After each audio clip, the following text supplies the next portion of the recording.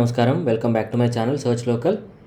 ఈ వీడియోలో తెలంగాణ రాష్ట్రంలో ఇందిరమ్మ ఇళ్ళ కోసం అప్లై చేసుకున్నటువంటి వాళ్ళు ఎవరైతే ఉన్నారో, అదేవిధంగా అర్హత పొందినటువంటి వారు ఎవరైతే ఉన్నారో వాళ్ళకి ఒక రెండు ముఖ్యమైనటువంటి అంశాలు ఈ వీడియో ద్వారా నేను తెలియజేయాలనుకుంటున్నాను. సో ఎక్కడ స్కిప్ చేయకుండా వీడియో చివరి వరకు చూడండి. సో ఎందుకంటే ఈ రెండు అంశాలు ఏదైతే ఉన్నాయో గవర్నమెంట్ అంటే ప్రభుత్వం వాళ్ళు ఖచ్చితంగా పాటించాలి. పాటించినట్లయితే ఇల్లు క్యాన్సిల్ చేసేటటువంటి అవకాశాలు ఉన్నాయని చెప్పేసి కూడా చెప్పడం జరిగింది. సో చాలామందికి అయితే దీనికి సంబంధించి తెలియక కొన్ని తప్పులైతే చేయడం జరిగింది. సో వాళ్ళ ఇల్లు అయితే గవర్నమెంట్ వాళ్ళు క్యాన్సిల్ చేస్తున్నట్టుగా మనకున్నటువంటి సమాచారం. సో అవేంటో మనం చూద్దాం. సో మొట్టమొదటిగా నేను చెప్పాలనుకున్నది ఏంటి అంటే, ఇందిరమ్మ ఇళ్ళ నిర్మాణం ఏదైతే ఉందో ఆ నిర్మాణ ప్రక్రియలో తెలంగాణ రాష్ట్ర ప్రభుత్వం కొన్ని కీలక సూచనలు చేసింది. అంటే ఇల్లు అనేది ఏ విధంగా కట్టుకోవాలి, దానికి సంబంధించినటువంటి పూర్తి అవగాహన సదస్సులు కూడా గవర్నమెంట్ వాళ్ళు ఏర్పాటు చేయడం జరిగింది.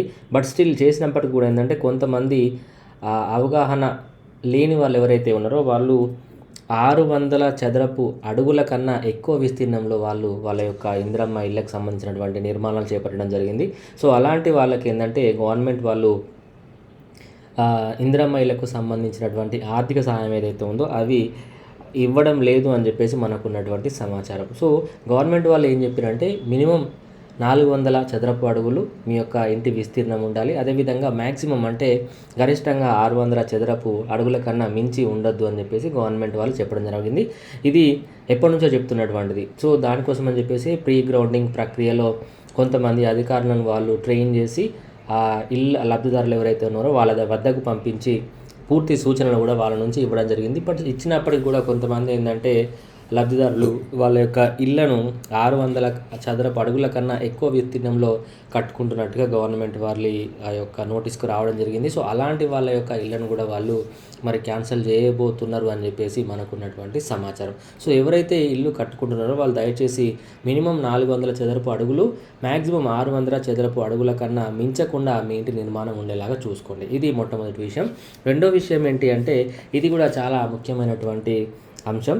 ఇదేంటంటే కొత్తగా కాంగ్రెస్ ప్రభుత్వం అనేది ఇందిరమ్మ ఇళ్లను ఆ యొక్క నిర్మాణాలను పూర్తిగా వెరిఫై చేయడానికి, అదేవిధంగా ఆర్థిక సహాయం అందించడానికి అవుట్సోర్సింగ్ పద్ధతిలో దాదాపుగా 390 మంది అసిస్టెంట్ ఇంజనీర్లను నియమించబోతున్నట్టుగా మనకున్నటువంటి సమాచారం. ఈ అసిస్టెంట్ ఇంజనీర్లు ఎవరైతే ఉన్నారో వాళ్ళు నెక్స్ట్ మంత్ నుంచి ఈ యొక్క పోస్టింగ్స్ అంటే జాబ్ లోపల జాయిన్ అయ్యేటువంటి అవకాశాలు ఉన్నాయి. సో ఈ అసిస్టెంట్ ఇంజనీర్లు ఎవరైతే ఉన్నారో వాళ్ళు సర్టిఫై చేస్తేనే లబ్ధిదారుల ఖాతాల్లోకి డబ్బులు వస్తాయని చెప్పేసి కూడా గవర్నమెంట్ వాళ్ళు చెప్తున్నటువంటి పరిస్థితి.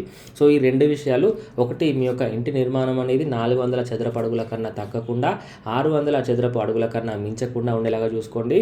సెకండ్ థింగ్ ఏంటి అంటే ఈ గవర్నమెంట్ వాళ్ళు అవుట్సోర్సింగ్ పద్ధతిలో నియమించబోయేటటువంటి అసిస్టెంట్ ఇంజనీర్లు ఎవరైతే ఉన్నారో ఈ 390 మంది వీళ్ళను నియమించిన తర్వాత నెక్స్ట్ మంత్ నుంచి వాళ్ళు వచ్చి సర్టిఫై చేస్తేనే లబ్ధిదారుల అకౌంట్లోకి డబ్బులు పడతాయి అని చెప్పేసి కూడా గుర్తుంచుకోండి. సో ఇది మీకు ఈ వీడియో యూస్ఫుల్ అనిపిస్తే ప్లీజ్ లైక్ చేయండి.